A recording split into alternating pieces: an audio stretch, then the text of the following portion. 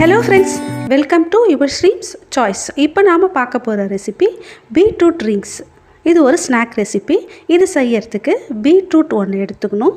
இதை தோல் சீவிட்டு சின்னதாக கட் பண்ணி எடுத்துக்கணும். பேனில் இதை சேர்த்துட்டு 1 கப் தண்ணி விட்டு இதை 10 நிமிஷம் வேக வச்சுக்கணும்.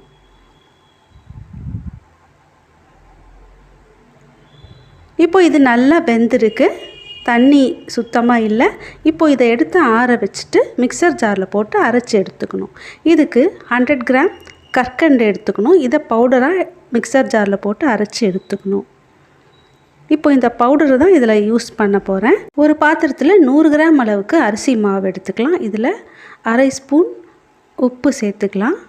இப்போது இந்த கற்கண்டு பவுடரை 50 கிராம் பவுடராக இதில் சேர்த்துக்கணும்.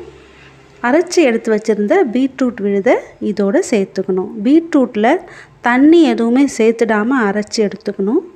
இப்போது இதை நல்லா கலந்து விட்டுக்கணும். இதில் 1 ஸ்பூன் அளவுக்கு கார்ன்ஃப்ளோர் சேர்த்து இதை நல்லா கலந்துக்கணும். இதை கைகளால் நல்லா பிசைஞ்சு எடுத்துக்கணும். அரை ஸ்பூன் அளவுக்கு ஏலக்காய் பொடி இதில் சேர்த்து நல்லா பிசைஞ்சிக்கணும்.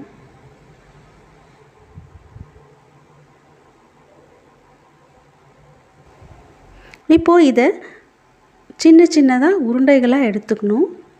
இதில் ஒரு பாட்டில் மூடி வச்சு சின்னதாக அழுத்தி எடுத்துக்கணும். இப்போது நமக்கு ரிங் ஷேப்பில் இது கிடச்சிடும். இந்த மாதிரி இதை தனியாக எடுத்து வச்சுக்கலாம். இப்போது எல்லா உருண்டைகளுமே இந்த மாதிரி ரிங் ஷேப்பில் அழுத்தி எடுத்துக்கணும்.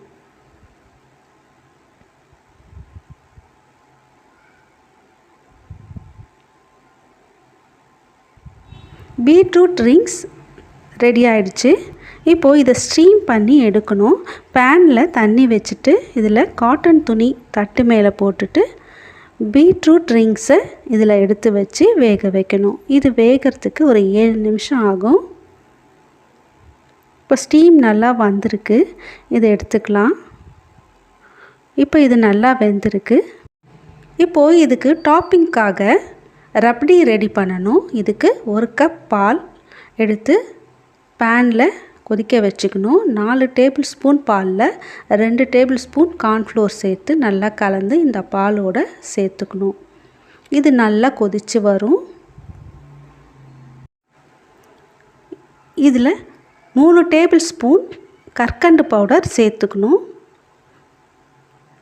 கொஞ்சமாக ஏலக்காய் பொடி சேர்த்து இதை நல்லா கலந்து விட்டுக்கணும். இது நல்லா கொதித்து வரும்.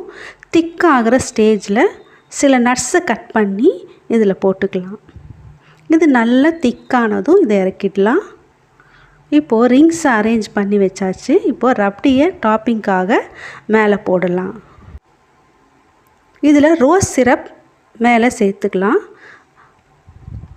இந்த ரப்டியோட இந்த பீட்ரூட் ரிங்ஸ் சாப்பிடும்போது ரொம்ப சுவையாக இருக்கும். இந்த ரெசிபி வீடியோ உங்களுக்கு பிடிச்சிருந்ததுன்னா மறக்காமல் இந்த சேனலை சப்ஸ்கிரைப் பண்ணுங்கள். தேங்க்யூ.